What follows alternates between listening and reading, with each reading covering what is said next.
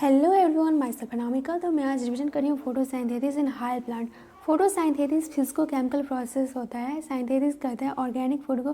Photosynthesis दो reason की वजह से इंपॉर्टेंट होता है। पहला तो ये अर्थ पे प्राइमरी सोर्स होता है फूड के लिए, एंड ये रिस्पॉन्सिबल होता है O2 को रिलीज करने के लिए।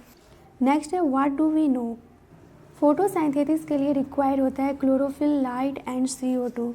यहाँ पर एक्सपेरिमेंट दिया गया है, दो लीव्स को लिया गया है। एक है वेरीगेटेड लीव्स। वेरीगेटेड लीव्स मतलब होता है पार्सली पिगमेंटेड लीफ, एंड एक नॉर्मली लीफ लिया गया है एंड उसको पार्सली कवर कर दिया गया है ब्लैक पेपर से, एंड इस पे लाइट को एक्सपोज किया गया है। फिर बाद में पता चलता है कि लीव्स का जो ग्रीन पार्ट है वहीं पे फोटोसिंथेसिस हो रहा है, मतलब कि ग्रीन पार्ट है जहाँ पे वहीं पे स्टार्च का फॉर्मेशन हो रहा है।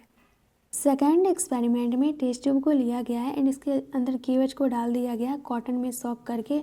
केवेज जो रहता है वो CO2 को एब्जॉर्ब कर लेता है, एंड स्टार्च का टेस्ट करने के लिए क्या किया जाता है, लीफ को टेस्ट ट्यूब के अंदर डाल दिया जाता है, एंड बाहर जो रहता है एयर रहता है, तो एयर में प्रेजेंट रहता है CO2, कार्बन डाइऑक्साइड। तो कार्बन डाइऑक्साइड जहाँ पे प्रेजेंट रहता है वहाँ पे स्टार्च का जो टेस्ट रहता है वो पॉजिटिव शो करता है, एंड टेस्ट ट्यूब के अंदर निगेटिव शो करता है टेस्ट स्टार्च के लिए। वो इसलिए कि जो टेस्ट ट्यूब में कार्बन डाइऑक्साइड था उसको एब्जॉर्ब कर लेता है KOH। ये वाला एक्सपेरिमेंट से यही पता चलता है कि कार्बन डाइऑक्साइड ज़रूरी होता है फोटोसिंथेसिस के लिए।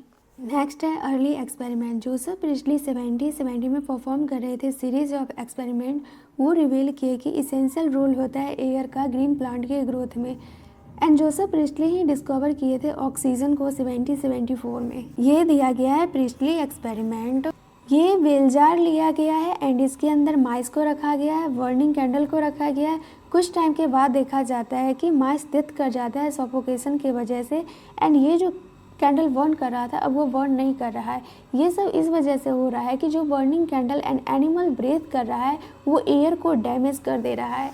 सेकेंड केस में सारा सेटअप वही था, बस बेल जार के अंदर मिंट के प्लांट को रख दिया। फिर कुछ टाइम के बाद देखा जाता है कि माइस जिंदा है, एंड जो कैंडल बर्न कर रहा था वो अभी भी बर्न नहीं कर रहा है। इसका मतलब ये है कि प्लांट रीस्टोर कर लेता है एयर को जो माइस एंड कैंडल के द्वारा रिमूव होता है। नेक्स्ट है जैन इग्नेज हाउस एक्सपेरिमेंट। इनका जो सेटअप था वो सिमिलर था, प्रिस्टली के ही जैसा था, बट ये दो कंडीशन लिए थे, एक सनलाइट का एंड डार्क का। जैन इग्नेज हाउस के अकॉर्डिंग सनलाइट इसेंशियल होता है एयर को प्यूरिफाई करने के लिए। जो इग्नेज हाउस एलिगनेंट एक्सपेरिमेंट था एक्वाटिक प्लांट के साथ। ये स्मॉल बबल रिलीज करता था जब ब्राइट सनलाइट पड़ता था ग्रीन पार्ट पे।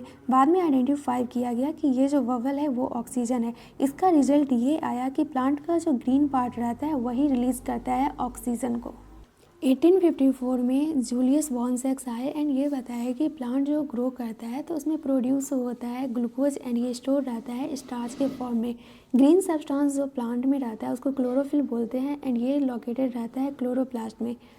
ग्रीन पार्ट जो प्लांट का होता है वहीं पे ग्लूकोज का फॉर्मेशन होता है। नेक्स्ट है TW इंगलमैन। ये यूज़ किए थे प्रिज्म को लाइट को स्प्लिट करने के लिए इनटू एक्सपेक्ट्रल कंपोनेंट्स, एंड ये एक्सपेक्ट्रल कंपोनेंट था, इसको इल्यूमिनेटेड किए क्लेडोफोरा पर। क्लेडोफोरा होता है ग्रीन अलगा, एंड ये जिस सेटअप में रखा हुआ था क्लेडोफोरा उसमें प्रेजेंट था aerobic bacteria. Aerobic bacteria detect करता है O2 एब्यूलेशन का, एंड ये जो एरोबिक बैक्टीरिया था ये वहीं पे ज़्यादा देखा गया जहाँ पे blue and red light ray region था। एंड ये बताया कि एक्शन स्पेक्ट्रम जो फोटोसिंथेसिस का होता है वो रफली मतलब कि सिमिलर होता है absorption spectra chlorophyll A and V के जैसा। मिड 19th सेंचुरी में फोटोसिंथेसिस के बारे में बताया गया कि कार्बन डाइऑक्साइड एंड वाटर से कार्बोहाइड्रेट का फॉर्मेशन हो रहा है, एंड ये जो CH2O है ये एम्पिरिकल इक्वेशन यहाँ पे दिया गया है, कार्बोहाइड्रेट ग्लूकोज होता है। माइलस्टोन कंट्रीब्यूशन रहा है फोटोसिंथेसिस को समझाने के लिए कॉर्नेलियस वॉन नील का। ये एक माइक्रोबायोलॉजिस्ट थे एंड ये स्टडीज़ कर रहे थे पर्पल एंड ग्रीन बैक्टीरिया पे। ये बताया कि हाइड्रोजन जो आता है ये सुइटेबल ऑक्सीडाइजेबल कंपाउंड से आता है, एंड ये रिड्यूस कर देता है कार्बन डाइऑक्साइड को कार्बोहाइड्रेट में। यहाँ पे इक्वेशन दिया गया है H2A कार्बन डाइऑक्साइड लाइट के प्रेजेंस में ये ऑक्सीडाइज हो रहा है, एंड ये कार्बोहाइड्रेट का फॉर्मेशन हो गया, एंड ये वाटर का फॉर्मेशन हो रहा है। इनके अकॉर्डिंग कुछ ऑर्गेनिज्म जो रहता है वो रिलीज नहीं करता है ऑक्सीजन को फोटोसिंथेसिस के टाइम पे। एग्जाम्पल में दिया गया purple and green sulphur bacteria. तो यहाँ पे सुइटेबल ऑक्सीडाइजेबल कंपाउंड जो दिया गया है उसमें H2A आता है एंड H2S आता है। तो H2S जो रहता है ये purple and green sulphur bacteria में रहता है। ये हाइड्रोजन तो रिलीज़ करता है बट ऑक्सीजन रिलीज़ नहीं करता है। तो वही यहाँ पे दिया गया है कि इसका जो ऑक्सीडेशन प्रोडक्ट होता है ये सल्फ़र होता है या सल्फेट होता है, ये डिपेंड करता है ऑर्गेनिज्म पे।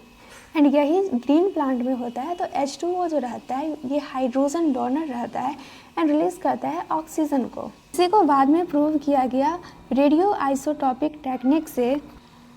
ये फाइनल इक्वेशन दिया गया है, carbon dioxide and water light की प्रेजेंस में ग्लूकोज का फॉर्मेशन कर रहा है, वाटर एंड O2 रिलीज़ हो रहा है। तो यहाँ पे वाटर में देख सकते हैं 12 ऑक्सीजन है तो 12 O2 रिलीज़ हो रहा है। तो यही यहाँ पे बोल रहा है कि O2 रिलीज़ होता है वाटर से।